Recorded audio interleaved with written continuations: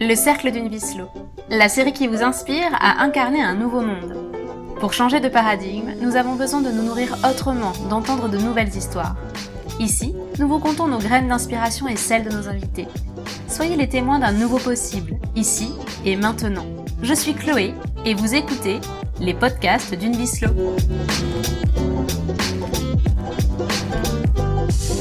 Bonjour et bienvenue dans ce nouvel épisode du Cercle d'une vie slow.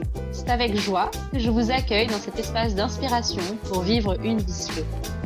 Apprendre à marcher, se déplacer et être en mouvement sans effort, prendre conscience de son formidable véhicule et s'en servir à chaque instant avec respect. Nous ne sommes que très peu à être connectés avec bienveillance à notre corps et pourtant, sans lui, pas de vie ni de réalisation de nos envies. Aujourd'hui, nous avions envie justement de vous partager le parcours et les talents de notre amie Ingrid Rock, thérapeute corporelle, afin de vous inspirer à plus de conscience dans vos mouvements, celui de vos enfants et de son importance dès la naissance. Bonjour Ingrid. Bonjour Chloé et bonjour à tous. Merci d'avoir accepté notre invitation. Pour commencer ce moment, je t'invite à te présenter. Ok, donc je suis Ingrid Rock. Je me définis aujourd'hui comme thérapeute ou interprète corporel. Thérapeute dans le sens où, quelle que soit la demande de mes clients, on prendra un moment pour passer par le corps et écouter ce qu'il a à nous raconter, parce que pour moi, il sait tout. Et interprète dans le sens où, parfois, j'écoute ce que le corps me raconte et puis je le rapporte à la personne si ça l'intéresse. Voilà, donc j'aime bien cette notion d'interprète corporel. Et j'adore particulièrement accompagner les femmes enceintes, parce que je m'y retrouve plus, je m'y reconnais plus. Je sais ce que c'est que d'avoir un corps de femme, plus qu'un corps d'homme, en tous les cas dans cette incarnation-là. Et les tout petits, les bébés. Les bébés, les enfants, c'est vraiment le plus beau des exemples. Et on a énormément à apprendre à la fois de notre corps et énormément à apprendre des bébés qui arrivent tout neufs dans cet outil, ce véhicule merveilleux et précieux. Et de les observer, ça nous donne énormément de clés. Voilà comment je me définis et je suis anciennement kinésithérapeute. Donc, c'est un élément, le corps, que je connais bien. Il me semble aussi que tu as fait du sport à grande intensité aussi. Oui, merci de me le rappeler. Oui.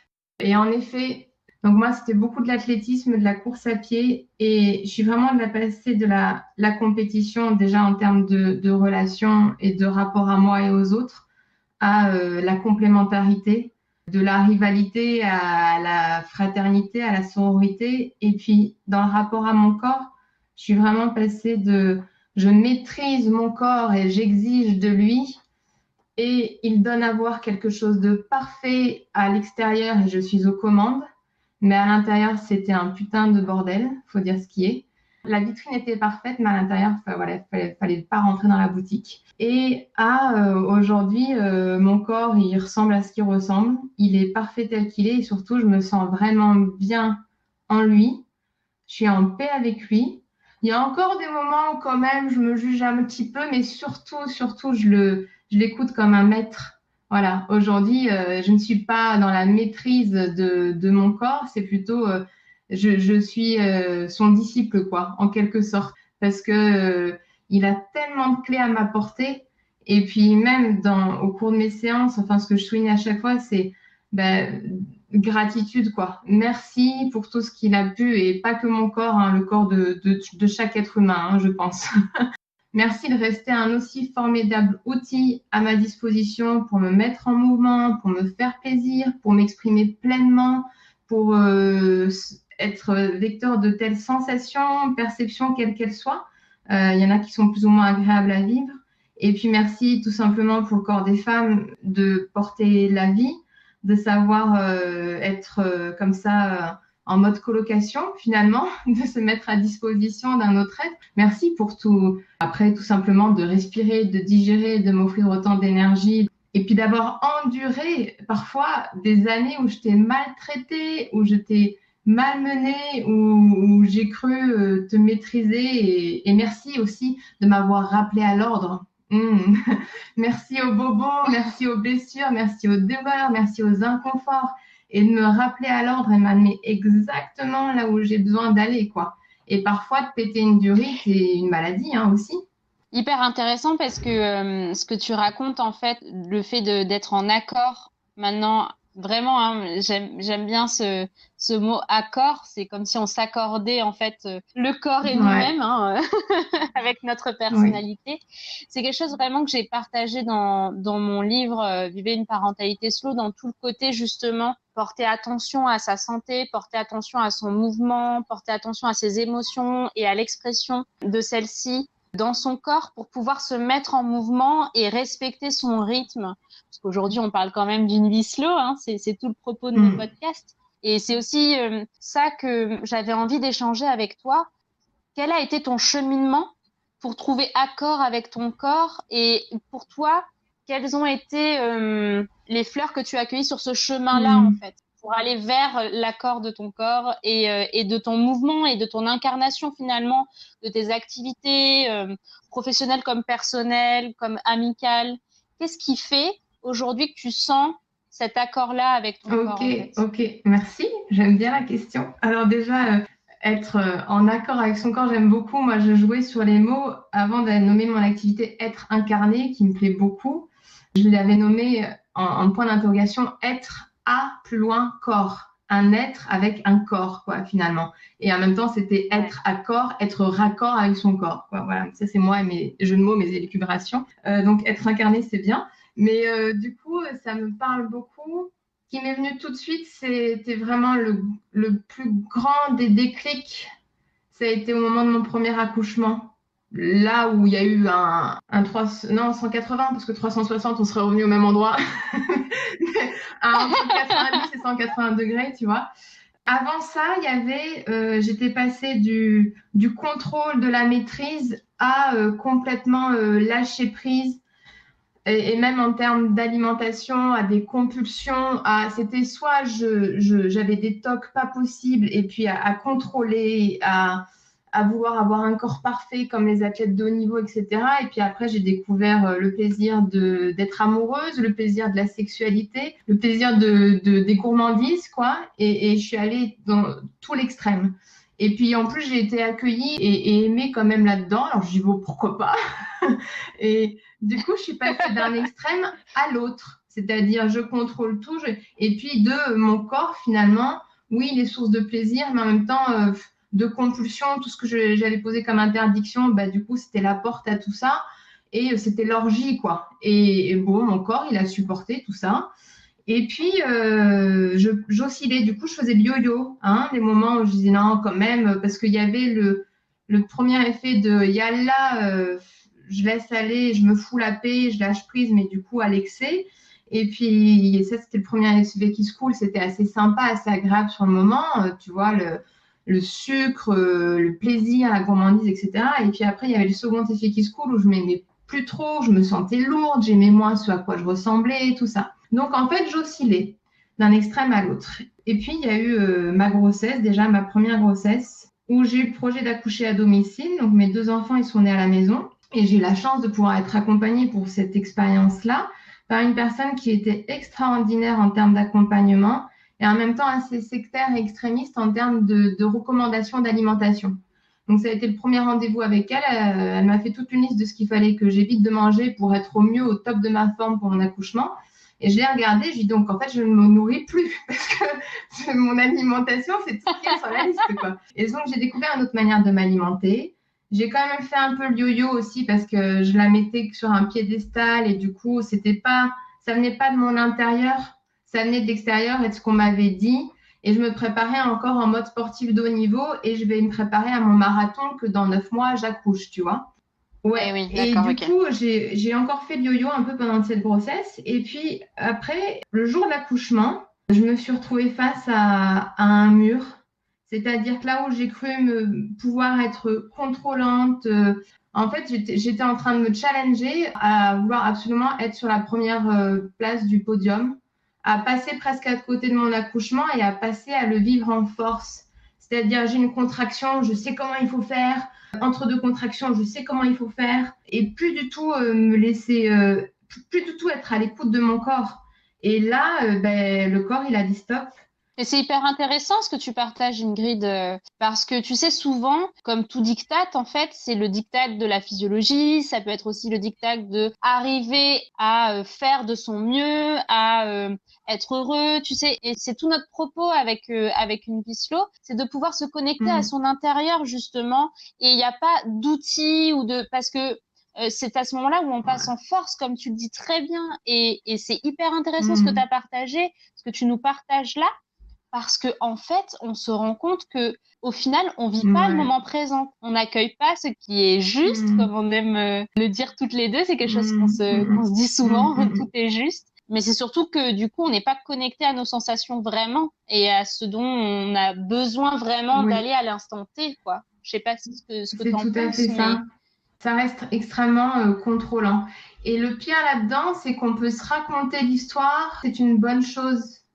Mais en fait, mais non. oui. La meilleure des choses, c'est pas d'écouter, c'est pas de se discipliner et de maîtriser, et de dire voilà, je dois faire comme ci ou comme ça. C'est d'écouter au moment présent qu'est-ce qui est juste pour moi, pour que ce soit plaisant, pour que je prenne ma responsabilité, pour que ce soit vivant et vibrant, parce que sinon, clairement, c'est chiant. C'est voilà, tu vois, c'est Mm. des non-sens. Et du coup, Oui. moi, ça a été super intéressant au moment de l'accouchement. Je me suis retrouvée vraiment à plus savoir, à plus pouvoir, à craquer, à réclamer à aller à l'hôpital, à pleurer. Mon accouchement a été très long parce que j'ai pas lâché prise, quoi. Et il a fallu que je sois extrêmement fatiguée après un long travail et peu de sommeil pour me dire, OK, je m'abandonne, quoi. Je me fous la paix et je m'abandonne à cette force, à cette puissance qui me traverse et que je n'ai pas à contrôler. J'ai juste à laisser faire. Mais il m'a fallu un temps pour comprendre ça. C'est comme si je me suis abattue. Je me suis laissée faire. Je m'en suis remis à d'autres bras. Mais j'ai pas trop compris sur le moment. Mon bébé est né, mon garçon est né. Il a été très fort parce que y a une sacrée énergie pour avoir réussi aussi à traverser ça, c'est avec moi.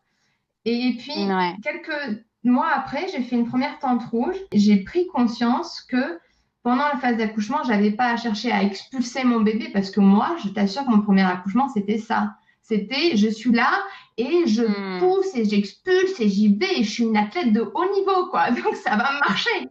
Mais non, que dalle, ma cocotte. Tu vois? Et du coup, j'ai pris conscience à quel point, en fait, il suffisait, si on peut dire ça en termes de il suffisait, mais que la plus belle des clés pour moi, c'était de s'ouvrir. Juste s'ouvrir et se laisser traverser et se laisser transporter. Et c'est maintenant ce que je transmets aux couples que j'accompagne et que j'ai plaisir à accompagner pour vous en prénatal. Mm. C'est juste laissez-vous surprendre et laissez-vous traverser quoi, par cette énergie qui vous dépasse.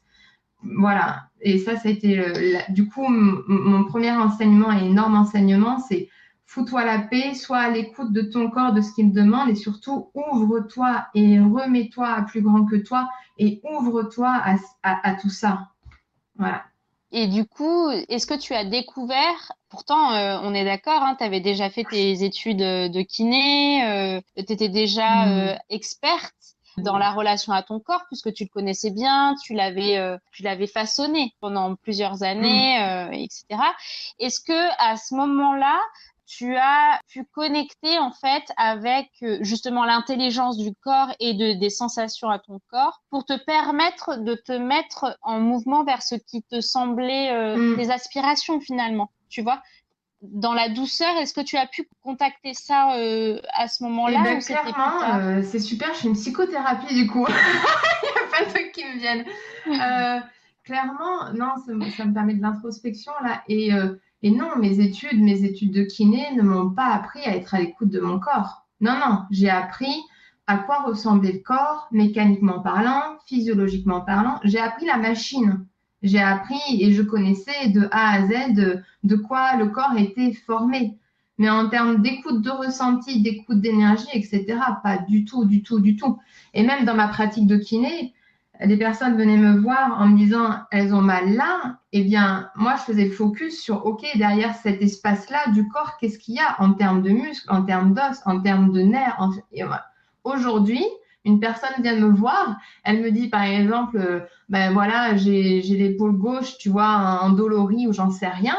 Et si je me retrouve à œuvrer sur son gros orteil droit, et ben j'œuvre sur son gros orteil droit et je me pose surtout pas la question du pourquoi, du comment. Et ce qui est magique et ce qui est génial, c'est que ça marche. Et du coup, on communique aussi avec le lien. Et je cherche plus à comprendre le pourquoi du comment. Et là aussi, du coup, dans ma pratique, je me laisse surprendre par ce qui vient.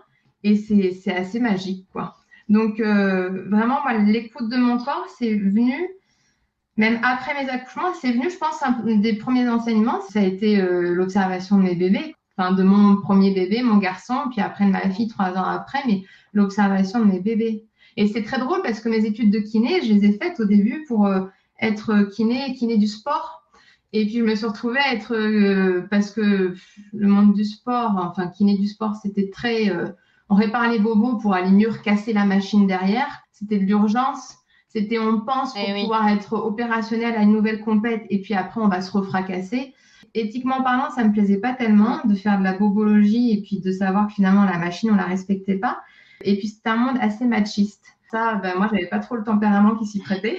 Et puis, une fois en cours, j'ai eu un prof qui est venu et qui parlait de la pédiatrie, de la neuropédiatrie, qui travaillait en crèche. Et là, tu vois, rien d'y penser, j'ai l'émotion qui revient et ça me touche de nouveau. C'était, mais c'est trop ça que j'ai envie de faire, quoi. Et tu vois, je suis passée du corps des enfants en situation de handicap, hein, de la neuropédiatrie, au corps au plein potentiel. Et ça m'a beaucoup, beaucoup apporté aussi. De connaître là où les corps ne fonctionnent pas aussi bien que ce que la personne ne voudrait, ça a été une sacrée école.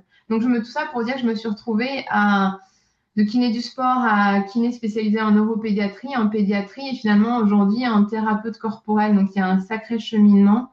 Et c'est vrai que les bébés qui sont en situation de pleine possession de leur corps ou coupés ou l'outil endommagé, l'outil corporel endommagé, ben, m'ont beaucoup appris parce que j'ai dû apprendre comment les aider pour leur faciliter les chemins pour aller se déplacer. Et du coup, ça, après, ça s'applique vraiment à tout enfant, à tout bébé, qu'il soit en situation de handicap ou pas, mais ça amène beaucoup plus de subtilité, de sensibilité. Donc, si tu veux, ça a été entre mon parcours de neuropédiatrie et puis l'arrivée de mes bébés, que j'ai appris l'écoute. Une des grandes clés aussi de mon parcours a été la formation en autonomie. L'écoute, la présence à moi et la présence au corps. Il y a eu l'autonomie aussi, mais voilà. Juste pour nos auditeurs, parce que là, du coup, il y a eu plein de mots très spécifiques qui sont pas encore totalement accessibles à tous. Hein. C'est encore novateur et c'est aussi pour ça qu'on fait ces podcasts, c'est pour montrer un nouveau possible. Et donc, juste tout à l'heure, tu as parlé de tente rouge. La tente rouge, ce sont des réunions entre femmes. Il y a aussi des tentes blanches, des réunions entre hommes et des tentes mixtes entre hommes et femmes. Justement pour avoir un espace d'échange sur la féminité, sur la masculinité, sur la relation à sa sexualité, sur la relation à son corps justement, à son statut de femme, de mère, d'homme, de père et aussi de frère et de sœur, hein, puisque du coup c'est aussi vachement un exercice autour de la relation et de comment être authentique dans ses relations, réussir à s'ouvrir dans un groupe, à sa vulnérabilité, à son authenticité. Et en ça, je crois que toi comme moi, hein, pour en avoir vécu, j'ai eu la chance de le découvrir à tes côtés.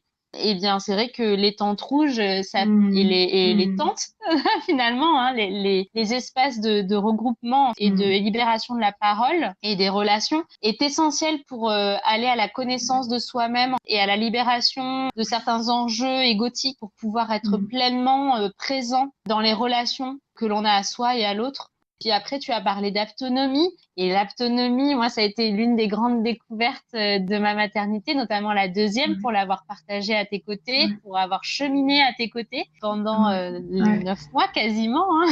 C'est un accompagnement, pour pas dire thérapie, parce que là, notamment l'accompagnement de la grossesse, c'est avant tout un cheminement vers soi, vers cette aventure, etc. De relation. Et donc, encore une fois, ce que tu disais bien, c'était de présence à soi, de présence à l'autre et de pouvoir définir en fait vraiment l'espace vital à soi-même et à l'autre.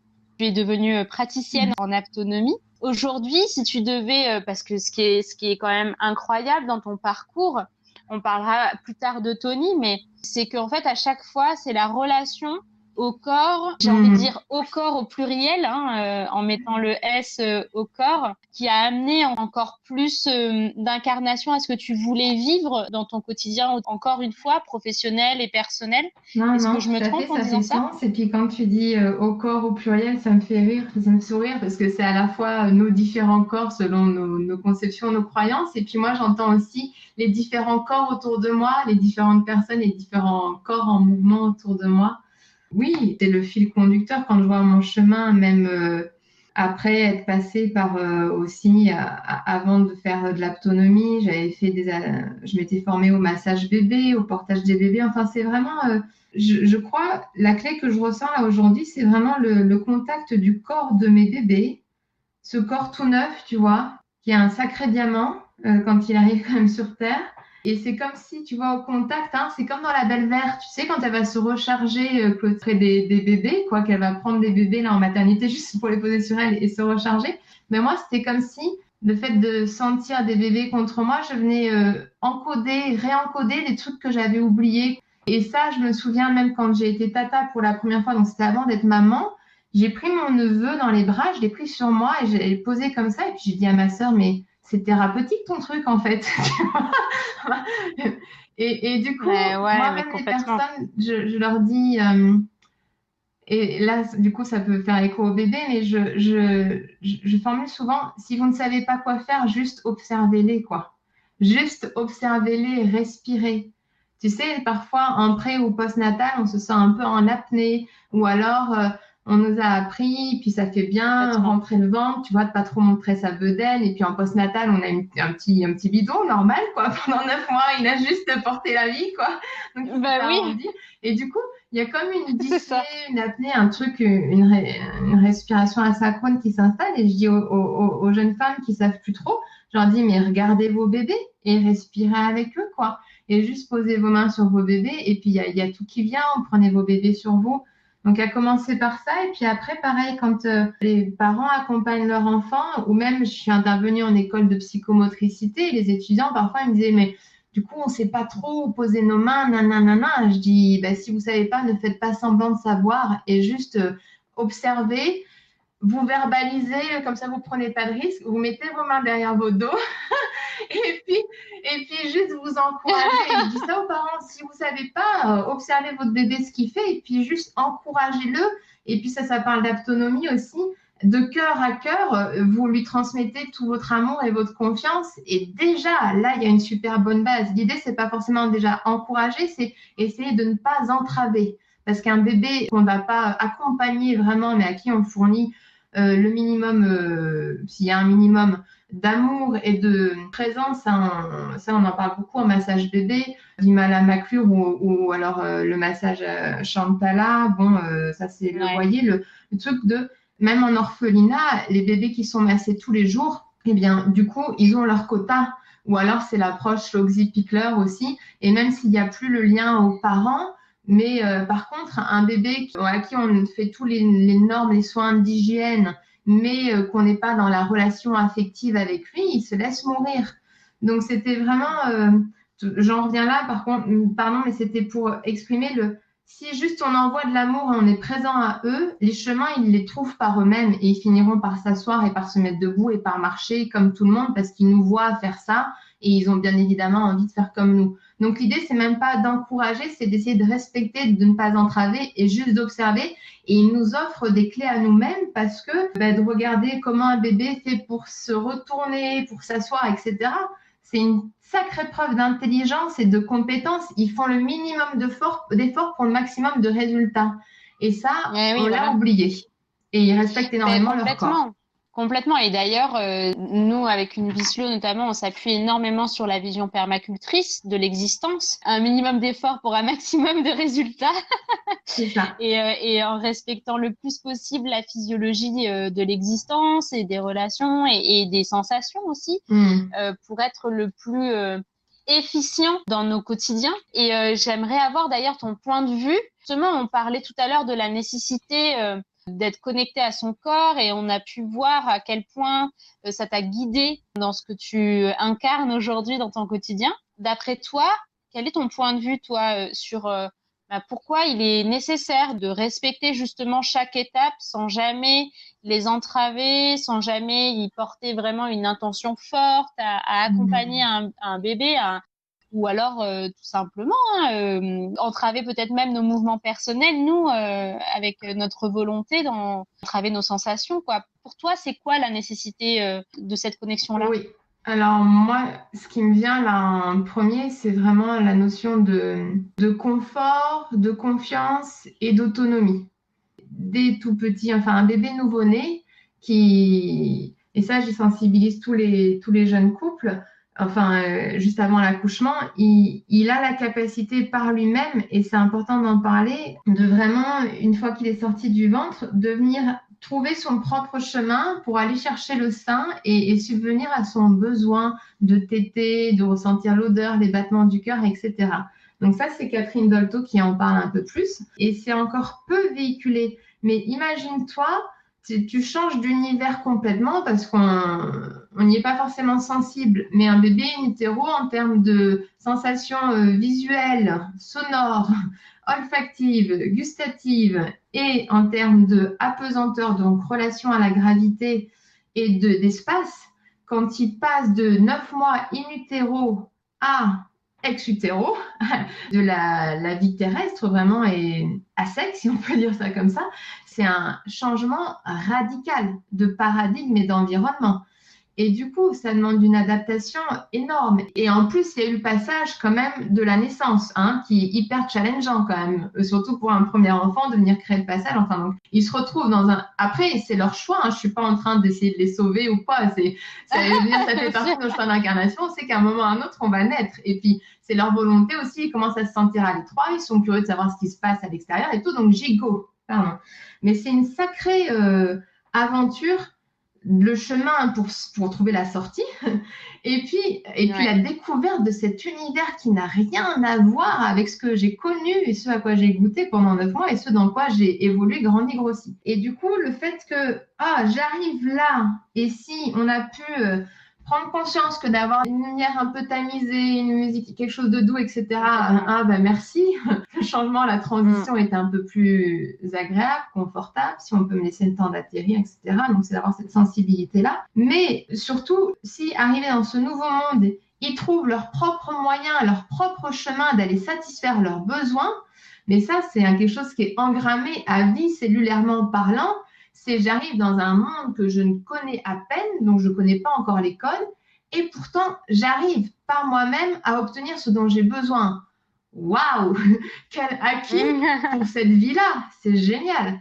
Donc vraiment de laisser faire, parce que ça amène à de la confiance en soi, de la confiance en la vie, à de l'autonomie, à de la responsabilité. Et pour tous ces éléments-là, je trouve ça extraordinaire. Voilà, moi c'est ce qui me touche le plus. Ça rejoint totalement ma vision des choses. Je le partage pareil en consultation et dans le livre aussi, hein, encore une fois, hein, justement sur le respect du développement et puis même de s'y reconnecter en tant qu'adulte, en fait, dans des moments importants de notre existence ou alors tout simplement dans notre quotidien quand on sent que, oh là là, ça bloque, quoi. On n'est pas dans notre mouvement naturel, on n'est pas dans notre physiologie, on est en train de se battre contre et pas d'être avec. Je propose aux gens en fait de justement repasser en fait par toutes les étapes de développement de je suis nouveau-né, je ne marche pas, je ne suis pas encore totalement autonome dans mes mouvements, j'ai pas encore totalement la conscience de mon corps, etc.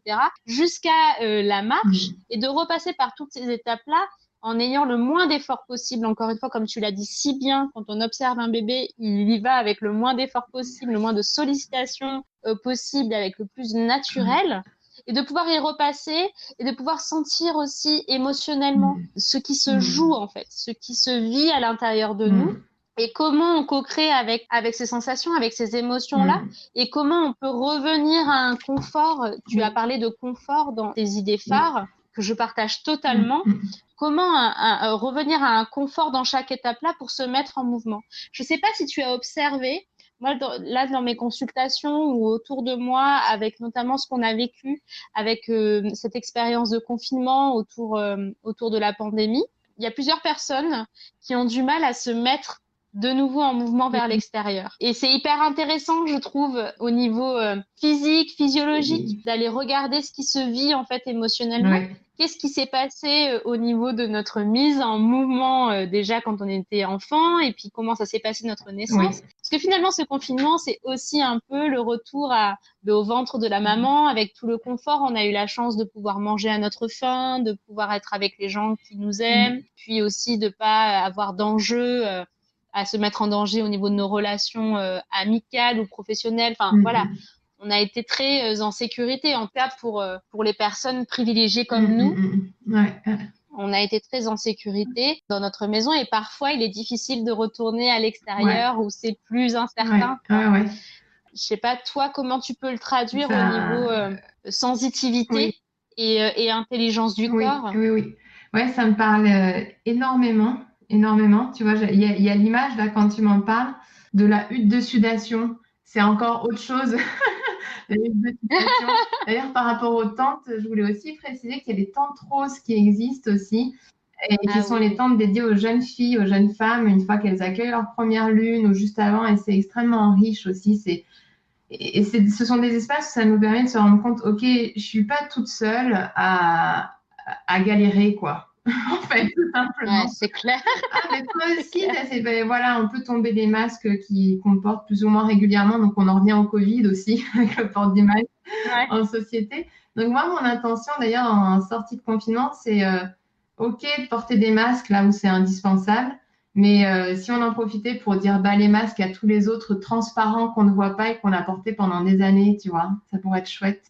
Tellement, tellement, Et je parle pour tellement, moi oui. aussi, hein, bien entendu. Et du coup, ouais, je vois le Mm. parallèle avec la sortie de confinement. Il y a vraiment l'image de la hutte de sudation. Donc, la hutte de sudation, c'est des témascas, c'est des processus qui peuvent se rapprocher de ce à quoi on goûte en rituel ribozo, qui est encore autre chose. Du coup, une hutte créée où on va vraiment retourner à la terre, transpirer, remettre ce qu'on a à remettre à la terre et ressortir comme une renaissance, quoi, après avoir évacué ce qu'on avait à évacuer et faire peau neuve.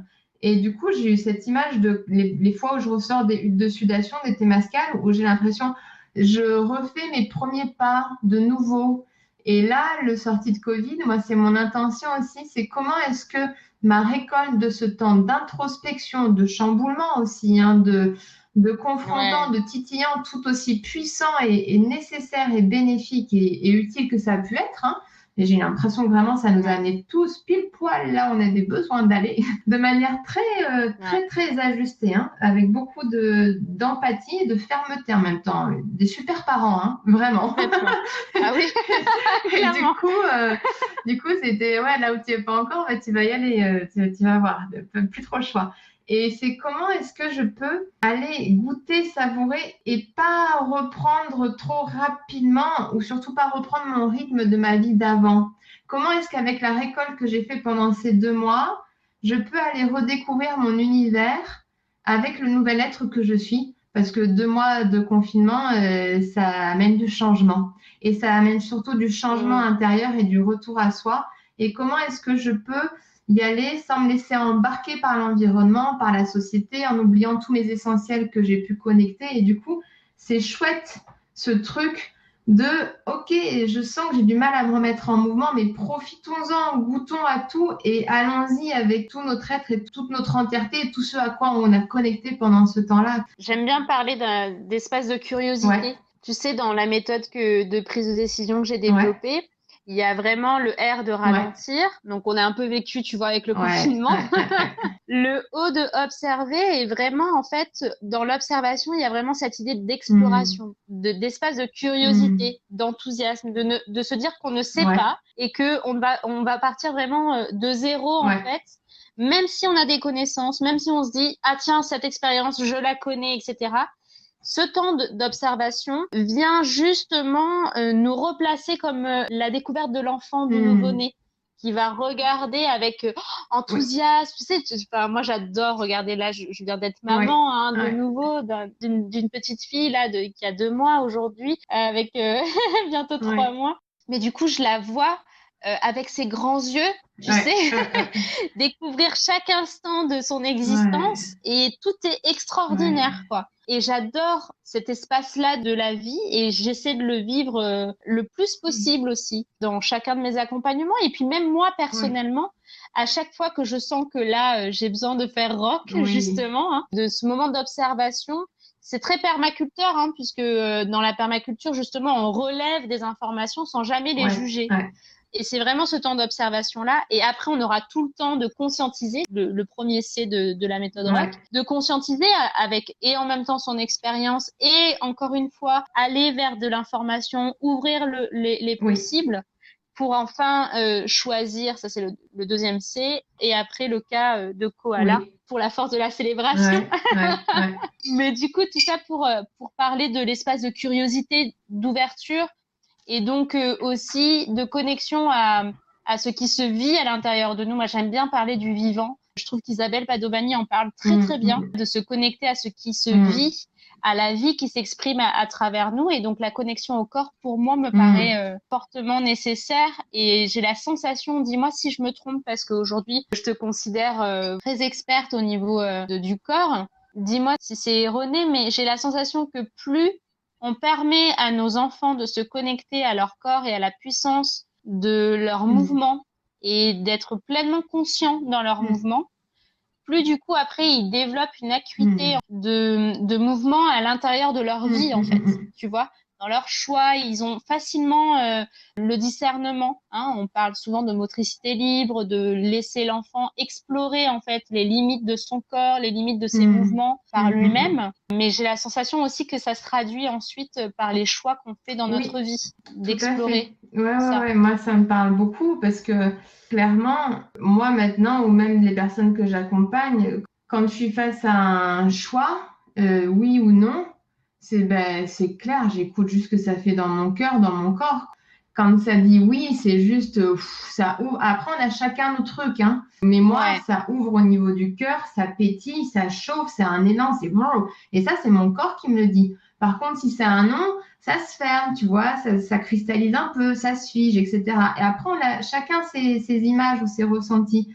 Et du coup, c'est le Mm. meilleur des indicateurs pour savoir qu'est-ce qui est ajusté pour être vraiment sur notre voie, quoi. Donc, c'est en effet, déjà, ne pas brusquer, ne pas entraver nos enfants là-dedans, ne pas minimiser ou moquer, tu vois, de leurs mots, de leur monde, de leur exploration. Et puis après, c'est poser nos propres mots et laisser ouvert à ce que ça se passe différemment chez eux.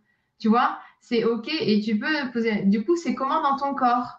Tu vois, ben, tu es en Ouais. colère, nanan, ou tu es hyper joyeux et tout. Ah, et du coup, si tu écoutes ton corps, c'est quoi? C'est quoi comme couleur? C'est où dans ton corps? C'est quoi le paysage? C'est quoi le personnage? Enfin, j'en sais rien. Et ça les sensibilise. Ah ben ouais. Et puis au début, c'est une question bizarre parce que selon l'âge, on leur a pas souvent posé la question. Ouais. Et moi, j'ai pas toujours posé la question à mes enfants. Ils ont 11 et 8 ans maintenant.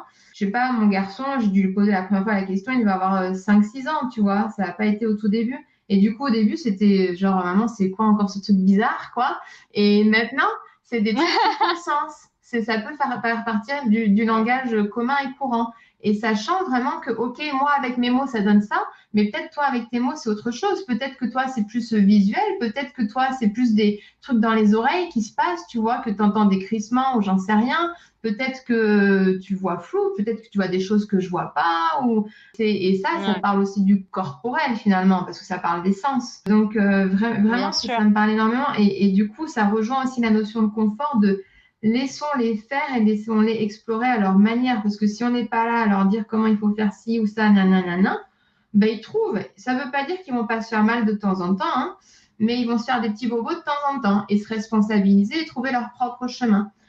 Alors que si on veut les protéger de tout ou se faire croire, leur faire croire que nous avons toutes les clés, ben, il y a un moment où j'aime bien dire pour les enfants, dans les explorations des escaliers ou des trucs comme ça, où je dis aux parents, mais à vouloir tout protéger le moindre escalier à la maison, il y aura forcément un moment où vous allez vous trouver chez les papis, les mamies, ou chez les amis, ou à l'extérieur, et puis, waouh, il va y avoir un escalier, quoi. Et genre, c'est l'Everest, quoi. C'est le truc Ouais. interdit depuis des mois, mais j'ai trop envie d'y aller. Il y a là. Et là, vous ne serez pas là, et votre bébé, il va faire une putain de méga chute. Alors que si vous l'accompagnez dans le quotidien et vous le laissez expérimenter et vous l'accompagnez dans des petites chutes, mais après, voilà, vous l'accompagnez plus ou moins selon l'environnement et s'il y a vraiment danger ou pas, mais qu'ils se fassent aussi leur expérience. Ça parle énormément de ça, énormément. Et puis après, il y avait un autre truc aussi que je voulais te partager, Chloé, qui me venait, c'était vraiment quand tu disais le retour au corps et à ses propres chemins, l'impact émotionnel, etc. dans les acquisitions. Moi, j'aime bien dire aux parents aussi qui m'interrogent sur, OK, mais mon bébé, il est allongé, quoi. Comment ça se fait? Par où il va passer pour se retrouver debout dans un an? Tu vois, c'est quoi les étapes? Nanana. Et puis moi, je regarde les parents et je leur dis, bah, amusez-vous, allongez-vous. Mettez-vous à 100% dans votre corps, à l'écoute et puis en pleine capacité et en mode intelligent, donc flemme, c'est-à-dire je vais faire le minimum pour obtenir le maximum. Et voyez par où vous passez. C'est ça. Et goûtez à ça.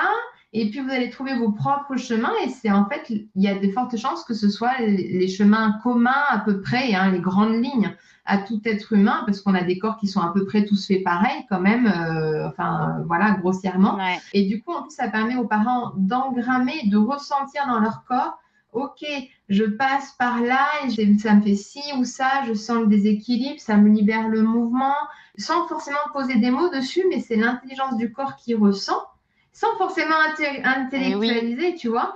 Et du coup, derrière, c'est tellement plus facile de ressentir, bah tiens, où est-ce que je peux juste poser ma main ou un jeu ou adapter l'environnement pour faciliter la vie à mon bébé. Et ça passe par l'intelligence corporelle, quoi, par l'exploration. La sensitivité, quoi. Hein. Encore une fois, il y a tellement de pédagogues qui ont étudié l'enfant, le développement de l'être humain, etc., et qui proposent des environnements, des ambiances sensitifs, en fait, pour les enfants, pour leur permettre d'explorer tout ça avec sécurité affective et moteur, quoi. Je veux dire, qu'on les mette pas en danger non plus. Le but, c'est pas qu'ils tombent de la falaise, hein. C'est juste qu'ils regardent le paysage. Exactement. Et qu'ils sachent. L'explorateur nu, je me rappelle plus du monsieur qui a écrit ce livre, L'explorateur nu. Bon, où il y a plein de... C'est un monsieur extraordinaire, mais bon, son nom m'échappe. Où il y a plein d'éléments d'information, qui sont très intéressantes. Pour conclure, est-ce que tu aurais pour toi des points d'attention, des clés à partager à nos auditeurs sur comment apporter de la douceur et du respect dans ses mouvements et dans la connexion à son corps et donc de pouvoir le transmettre à ses enfants dans son quotidien? Parce que c'est vrai que souvent on se fait mal en fait au quotidien. Ouais. Ça me rappelle des expériences que j'ai pu faire de jeûne ou de nourriture liquidienne vraiment pendant plusieurs semaines. Et en fait, c'était hyper riche, hyper intéressant parce que je pouvais plus forcer sur ma machine. C'était comme si je me levais trop vite ou ça me ramenait au corps et il me disait non, ça va pas le faire, là, ça va pas passer. C'est une clé assez extrémiste, hein. Mais juste de se rendre compte qu'avec l'énergie, et en fait, à chaque alimentation, on est en train de mettre de l'essence dans notre corps. Après, il faut essayer d'amener la meilleure qualité d'essence quand on le souhaite, parce que bon, après, il y a des choses qui font pas forcément du bien au corps, mais qui font du bien au moral, à l'âme, à la gestion des émotions aussi, d'autres choses. Bon, là, c'est un tout autre sujet encore, mais du coup, avoir la conscience que juste le fait de ralentir et peut-être de baisser en termes d'essence qu'on va amener à notre corps, ça résonne avec les plus loin sens, d'amener des trucs vraiment doux et tendres et écouter ce que notre corps raconte. C'est-à-dire tout simplement, moi j'aime bien le matin et le soir. Le matin, prendre le temps d'un petit réveil corporel, quoi. Juste ça. C'est pas j'ai mon réveil et bing, je me mets debout, ou bing, je vais me mettre sur Messenger, sur Facebook ou d'autres réseaux, je ne sais quoi. C'est OK, il a eu ce temps de repos, mon corps, là, pendant un moment. Et si j'en profitais pour lui dire bonjour. Et moi, ça avant, quand j'étais en mode jeune, si je passais en force, là, je tournais, je finissais par terre, ça passait pas. Donc, du coup, c'est comme si, allez, là, aujourd'hui, on se remet en mouvement parce que la journée démarre. Et du coup, de quoi tu as besoin? Et il y a des matins, ça va être plutôt de venir se caresser, d'autres un peu de frottouiller, d'autres de tapoter, des fois de faire des trucs un peu avec la voix, se masser le ventre, et puis des fois juste de passer les mains partout sans trop réfléchir. Et puis il y a des espaces du corps qui vont demander à ce qu'on appuie un peu plus fort, ou d'autres qu'on tapote, ou d'autres qu'on offre un son, des choses comme ça. Donc écoutez ça et d'essayer de le faire le matin et le soir, ou le soir ou le matin, parce que c'est des énergies différentes. Le soir, ça peut être plus, merci mon corps, tu vois, pour tout ce que tu m'as permis aujourd'hui, et de revenir à des trucs qui ont été vraiment sympas à vivre, et merci pour tout ça, tu vois, on fait une belle équipe, quoi, tu vois, des trucs de ce genre-là. Ça peut être aussi avec des explorations de couple ou avec les enfants, quoi, des coups de corporels. Et là, il y a un tas de choses, et c'est pas juste du massage pour du massage, mais au travers le jeu, il y a plein d'explorations possibles. Tu sais, les trucs tout bêtes de venir s'écrire des mots doux dans le dos ou des choses comme ça c'est super à faire avec les enfants et ça ramène vraiment aux sensations du corps, quoi, et même à nous, c'est très sympa. Pour les petits, les bébés, ça va être de les masser, ça va être de les laisser un maximum tout nus, parce que du coup, ça enrichit les sensations.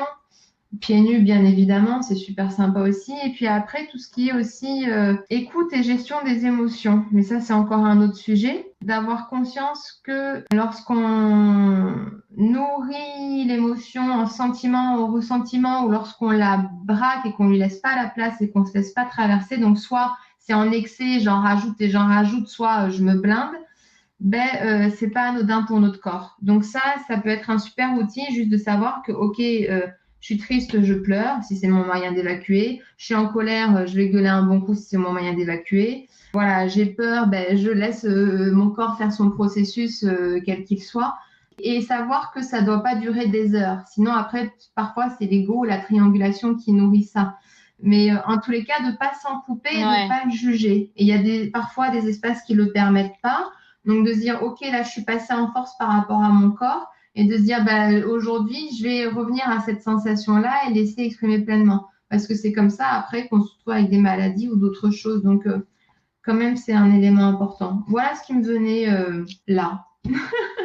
C'est hyper intéressant parce que ça nourrit directement l'importance de donner le temps au temps, aux sensations, à nos émotions, et de prendre ce temps-là, de s'offrir ce temps-là, et ça nourrit directement le rythme slow. Donc merci Ingrid pour cette conclusion bien menée. Merci beaucoup, c'était passionnant Ingrid. Merci à toi, merci à vous pour votre écoute. Quant à vous, chers auditeurs, nous vous invitons à vivre un cercle des familles slow en ligne ce samedi 6 juin 2020 à 17h avec Ingrid et moi-même sur ce même sujet. Vous trouverez le lien d'inscription sur notre site www.unevie-slow.fr dans l'onglet Cercle des familles slow. Attention, les places sont limitées à 25 familles.